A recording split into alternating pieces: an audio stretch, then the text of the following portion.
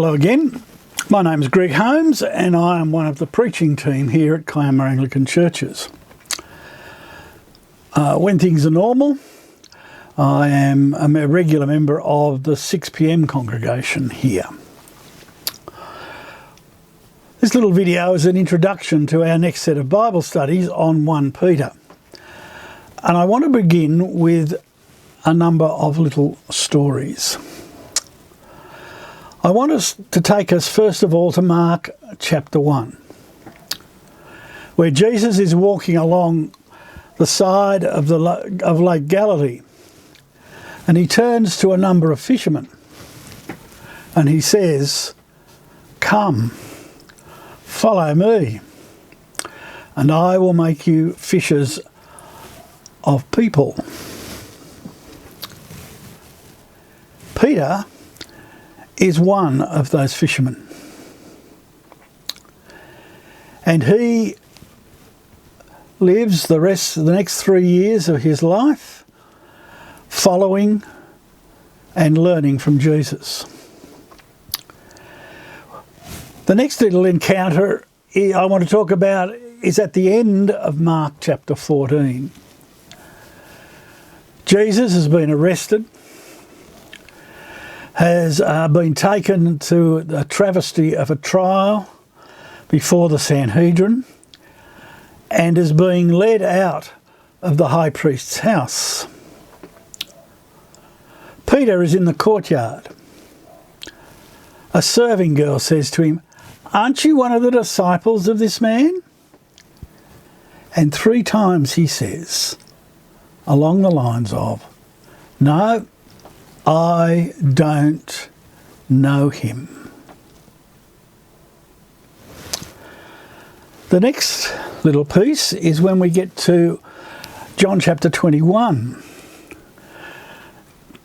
Jesus has just given the disciples a fish breakfast beside the Lake Galilee. The risen Jesus. He's been crucified. He's risen again. He's appeared to the apostles. And now, after the breakfast, he calls Peter aside and says, "Do you love me? Feed my sheep," or lambs. 3 times. Not long afterwards, in Acts chapter 4, we find Peter before that same Sanhedrin, and there he is commanded not to speak about this Jesus. And he says, I imagine looking him straight in the eye, "We cannot help speaking about what we have seen and heard." Now, the next little story I have no specific biblical reference for, because it's not there. There is a good tradition, a very strong Christian tradition, that Peter was in Rome in the early 60s. And I imagine this scene. Peter is sitting around with some of the members of the Rome church, probably in someone's house, and he is telling them stories of what Jesus said and did those 30 years beforehand. And someone looks at Peter and thinks, "Gee, he's getting on." So he says to the group, "Peter, you ought to start writing down these things." And then the idea comes, "Hey, Mark, you're a good writer. Why don't you write some of these things down and put them in order?" This is around about the same time that Peter the Apostle is writing 1 Peter.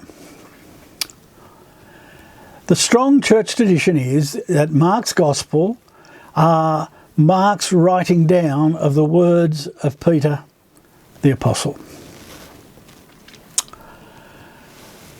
And so we come to this letter of 1 Peter. It is written, as we understand it, from Rome by Peter. Peter, who is the star of those stories in the Acts and the Gospels. It is written to Christians in the area around modern northwest Turkey. In fact, some of those, the area actually overlaps with the churches we saw written to some 30 years later in the opening chapters of Revelation. Peter writes to these people, these members of these churches, as exiles. He calls them sojourners, chosen strangers, if you like.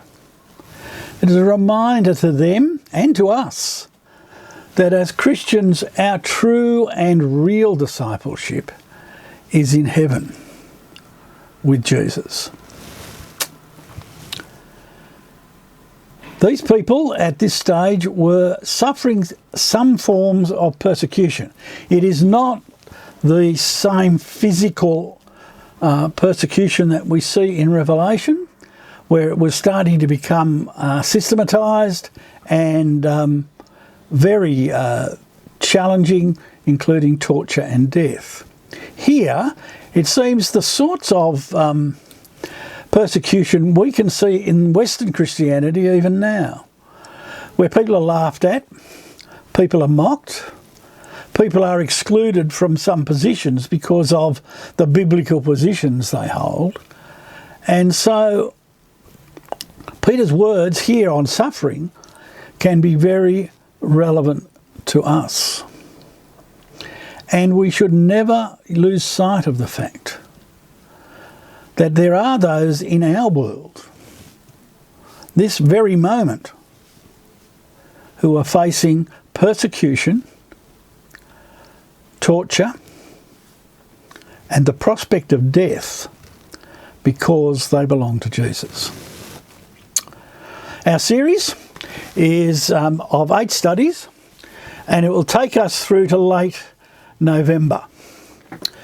There are the themes we need to be conscious of, and there are others as well as these, but of in 1 Peter are glory, the glory of salvation,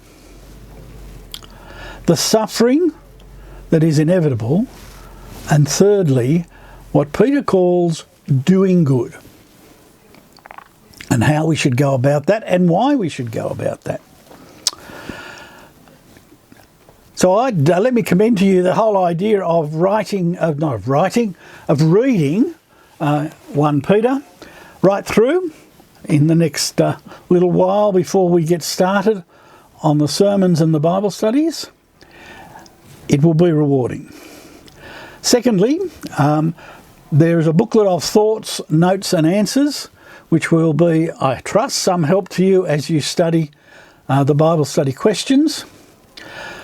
And thirdly, I'd like to recommend the book by Paul Barnett called 1 Peter, Living Hope.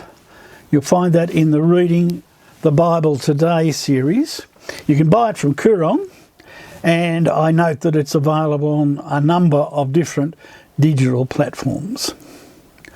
So let me commend to you the huge encouragement and strength that you can come from 1 Peter. It is indeed tremendously encouraging, and of great relevance to us as we seek to live in the 21st century as servants of Jesus. Thank you.